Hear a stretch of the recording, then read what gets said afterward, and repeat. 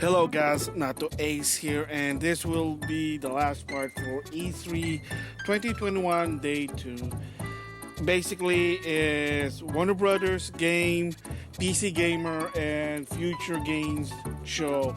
So they did their own presentation, and I just want to give my quick thoughts about it. So it's really nothing much because I didn't really watch these two presentations. The reason I didn't watch them is that they didn't really show anything that really interests me. However, apparently there were some that was announced. So I'm just gonna give my thoughts on that one, the clips that they showed it on YouTube. First, Warner Brothers game. Actually, all they showed was one game, and that is Back to Blood. And that's really it. I mean, it was already been shown for the Microsoft Xbox Series XS.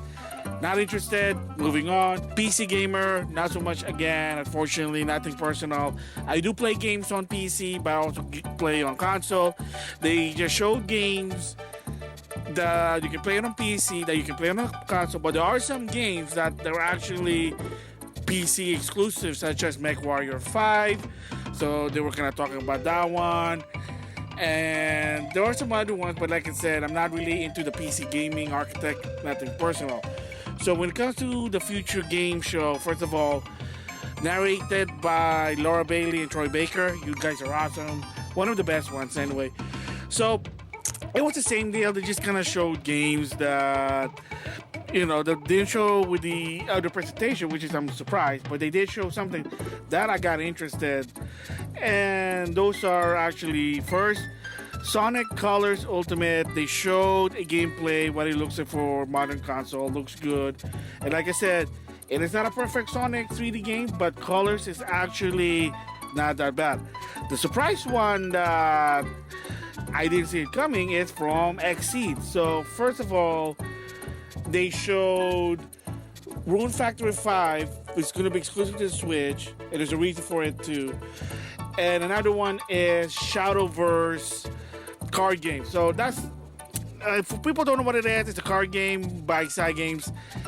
Has some fancy raunchy art, but lately Side Games also, they're trying to tone back because they're trying to make it to an international market, unfortunately in my opinion, but it is what it is. Switch exclusive. And then multi-plat for this one is Rune Factory 4 coming this fall. Surprisingly, it used to be a Switch exclusive. Now it's on PC, Xbox, and PS4, as well as Stories of Season, Friends of the Mineral Town as well. So that's kind of shocker there. So multi-plat finally, multiple option, like I said. From what I heard, some of those games are actually fun to play. If you're into the farming simulation to some extent there, I have played some Harvest Moon game, but I never really got that far. But yeah, so real quick, like I said, nothing much about this presentation.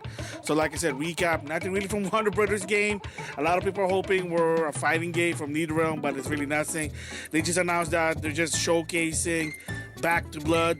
Again, not my cup of tea. It's first person shooter already. That's out the window. 2, PC Gamer. They have games that's on PC that's going to be also on console and vice versa. Some are exclusive, like I said, Mechwarriors 5. And then Future Game Show, yeah, from XSeed. I'm surprised they did multi-plat for some of this game.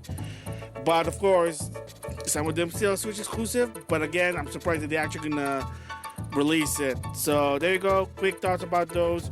Nothing much. So with that, I'll see you guys later.